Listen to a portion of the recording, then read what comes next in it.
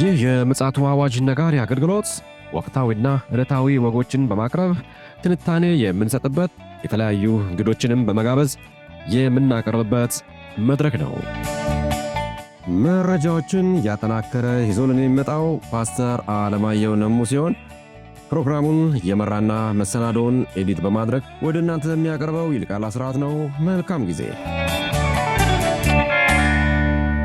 ሻሎም ሻሎም፣ ውድ የምፅዓቱ አዋጅ ነጋሪ አድማጮቻችን እንዴት አመሻችሁ? ከቀኑ በመለስ ደግሞ እንዲሁ አዲስ መረጃ ለዚህ ምሽት ይዘን መተናል። እንደተለመደው እንግዲህ መረጃውን ይዞልን የሚመጣው ወንድማችን ፓስተር አለማየሁ ነሙ መስመር ላይ ይገኛል። ከእርሱ ጋር ደግሞ እንግዲህ የምሽቱን መረጃና መልእክት የምንጋራበት ሰዓት ነው።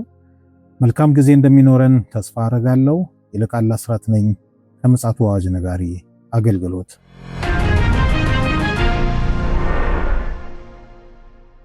አድማጮቻችን እንግዲህ በቀኑ ክፍለ ጊዜያችን አንድ መረጃ አቀበለን ነበረ። እንግዲህ አንደኛው የዓለማችን ውጥረትን በተመለከተ መረጃ ሰጥተን ነበረ። ምናልባት ያመለጣችሁ ወገኖች መልእክታችንንም ጨምሮ ገባ ብላችሁ ቻናላችን ላይ ማድመጥ ይቻላል። ለአሁን ግን ለዚህ ምሽት ደግሞ እስኪ ምን አይነት መረጃ ነው የመጣው የሚለውን ከሰላምታ በኋላ እንጋራለን። መስመር ላይ ፓስተር አለማየሁ ይገኛል። ሰላም ላንተ ይሁን ፓስተር፣ እንዴት አመሸ? እንደምን አመሸ ወንድም ይልቃል? እግዚአብሔር ይመስገን። መረጃን ማቅረብ ትችላለህ? እንግዲህ በህንድና በአሜሪካ መካከል ያለው ፍጥጫ እየጨመረ መጥቷል። ይኸውም የንግድ ጦርነት በጣም ተፋፍሞ ቀጥሏል። ይኸው ምንድነው? አሜሪካ ከዚህ በፊት በህንድ ላይ የ50% ታሪፍ እንድጥላ እንደነበረ ይታወቃል። አሁን ደግሞ ተጨማሪ ታሪፍ ለመጣል እየተዘጋጀች መሆኗ ነው። ሌላው ፍጥጫ ደግሞ የመጣው መሆኑ ታውቋል። ይህ ህንድ ሩዝና ሌሎች የአፈር ማዳበሪያዎችን ትልካለች። በተለይ ህንድ ወደ አሜሪካ ከፍተኛ የሩዝ ምርት ትልካለች እና በእነዚህ ምርቶች ላይ ከፍተኛ የሆነ 25% የሚጠጋ ታሪፍ ለመጫን ዶናልድ ትራምፕ እንዳቀዱ ተሰምቷል። ይህ የሆነበት ምክንያት እንግዲህ ህንድ ታውቃለህ ከቻይና እና ከአሜሪካ ጋር ፊቷን አዙራ ንግዱን ወደዛ አዙረዋለች። በተለይም ደግሞ በቅርቡ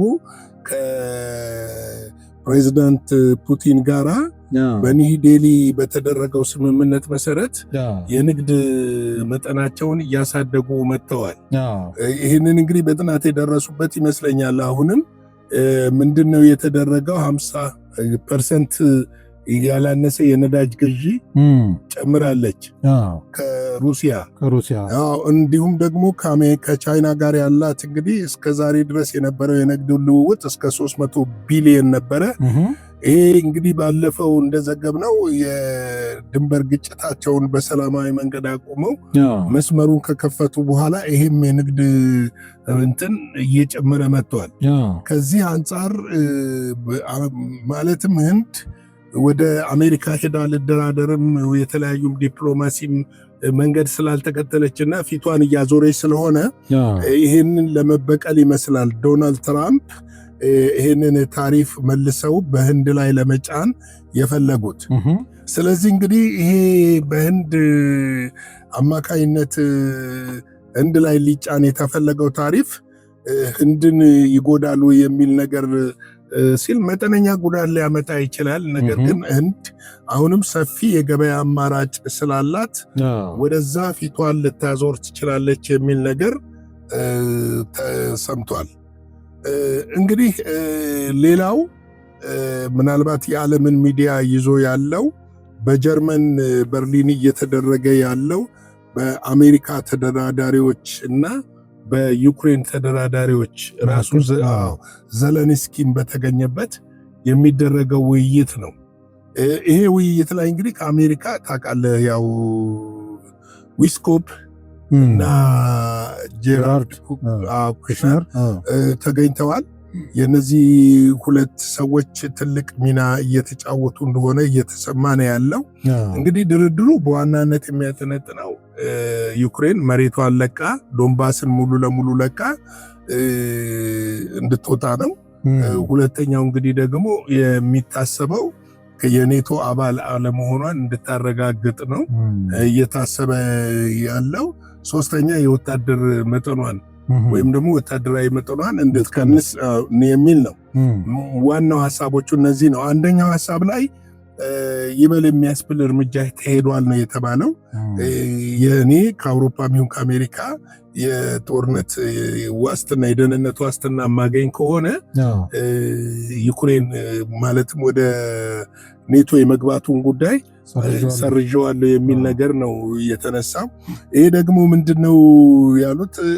ዩክሬን ማፈግፈግ ጀመረች ብለዋል። እንግዲህ ምንድነው እንግዲህ በእነዚህ መካከል አሁን ስምምነቱን እንዳትቀበል እያደረጓት ያሉት እስካሁን ድረስ የአውሮፓ ህብረቶች ናቸው። የአውሮፓ ህብረቶች አካሄዳቸው አሁንም ቢሆን አደገኛ ነው። ነገር ግን ድርድሩ ቀጥሏል። 5 ሰዓት በፈጀ ድርድር ይሄ ውጤት መጥቷል ነው የተባለው። በቀጣይም ደግሞ ባሉት ነገር ላይ ውጤት ይመጣል ተብሎ ነው የሚታሰበው። ነገር ግን የሚገርም ነገር ሩሲያ አቋሟን ቁርጥ አርጋ አስቀምጠዋለች። ምንም በቃ ማወላዳ አቋሟን ይሄ ነው ብላ አስቀምጣለች። እንግዲህ ያንን አቋሟን የምትቀይር አይመስልም። ምናልባት ለአውሮፓ እፎይታ ይገኛል ተብሎ ነበረ። ግን ደግሞ በጣም የሚገርም ነገር በዚህ ድርድር እየተደረገ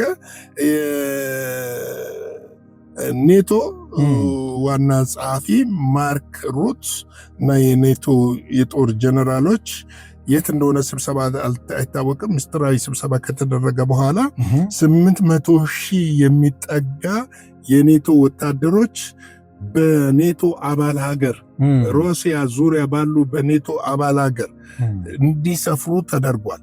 ትእዛዝ ተሰጥቷል። በእነዚህ 10 ቀን ከነትጥቃቸው ከነምናቸው በዛ ቀጠና እንዲገኙና እንዲሰፍሩ ትእዛዝ ተሰጥቷል።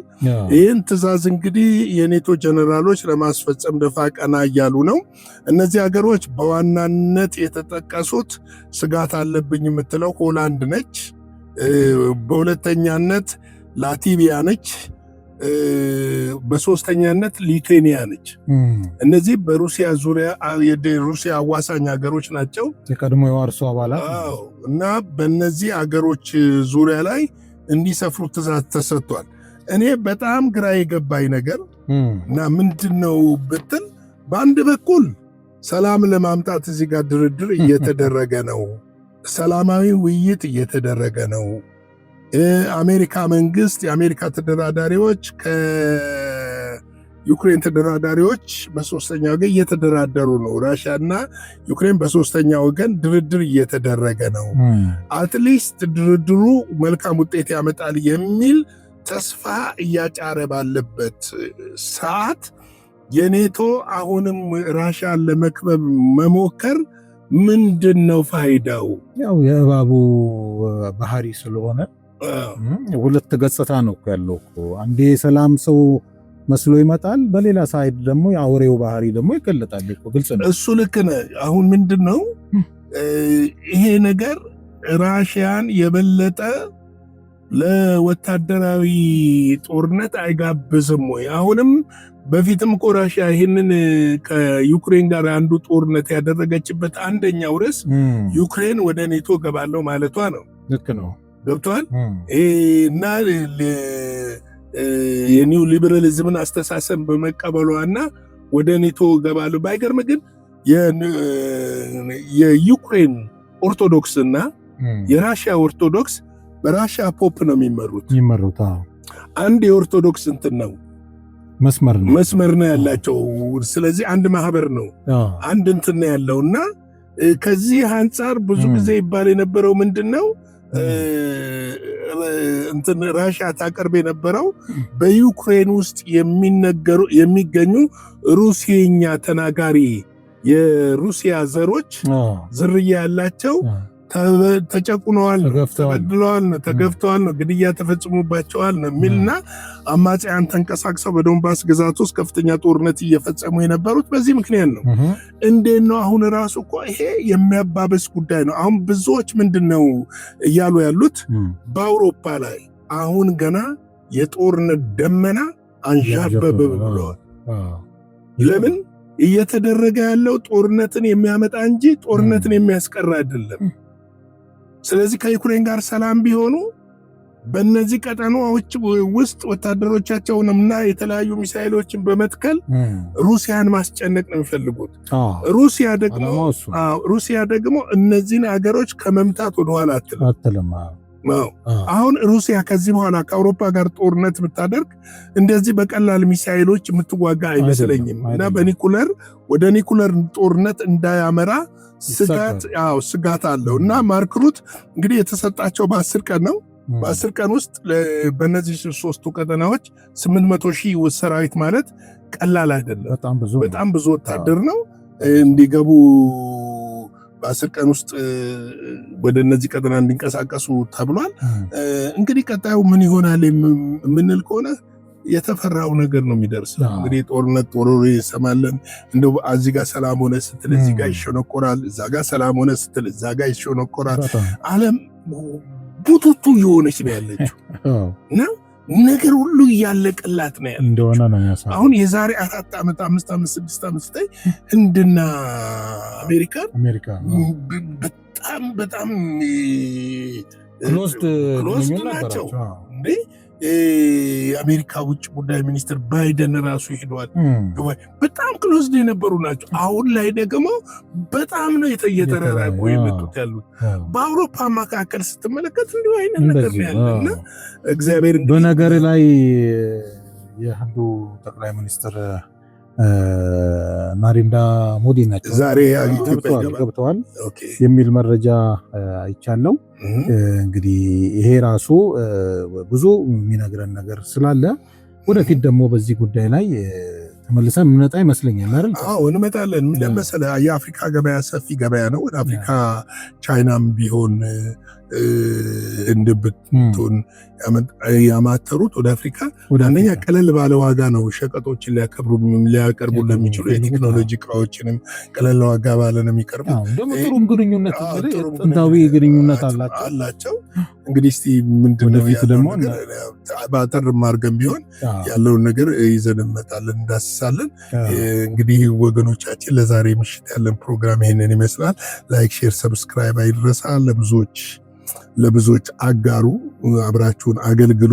የእግዚአብሔር ጸጋ ሰላም ከእናንተ ጋር ይሁን። ሻሎም። እግዚአብሔር አብዝቶ ይባርክ። ፓስተር እንግዲህ የተለያየ መረጃዎችን ሰጥተናል። አንዴ በጦርነት አንዴ በተለያየ ኢኮኖሚ ጦርነትም የፖለቲካም ጭምር ማለት ነውና ዓለማችን እንግዲህ ወደዚህ ጠርዝ እየሄደች ስለሆነ ወደ ማለቂያዋ እንደወትሮ እንደምንለው ሁሌም ዝግጁ እንሁን፣ መቅረዞቻችን በዘይት ይሞሉ የምንልበት ምክንያት አንድ ቀን ሁሉ ነገር ስለሚያከትም በቅስፈት ከደቂቃ በኋላ ምን እንደሚሆን ስለማናቅ ሁሌ ዝግጁ እንድንሆን እንግዲህ ምክራችንን እንለግሳለን። ውድ አድማጮቻችን ለዛሬ ማክሰኞ ምሽት ይዘን የመጣነው መረጃ ይህን ይመስላል። በነገው ዕለት ሳምንታዊው በብስራት ታደሰ የሚቀርበው ዜና ይቀርባል። እኔና ፓስተር እንግዲህ የምንገናኘው በሐሙስ ዕለት ስለሆነ እስከዚያው ድረስ የእግዚአብሔር ምሕረት፣ ቸርነት፣ ጸጋ ከእያንዳንዳችን ጋር ይሁን። ሻሎም። ለዛሬ ይዘን የመጣነው ወቅታዊ መረጃ ይህንን ይመስል ነበረ። በሌላ ጊዜ በሌላ መሰናዶ እስከምንገናኝ ሰላም ለእናንተ ይሁን።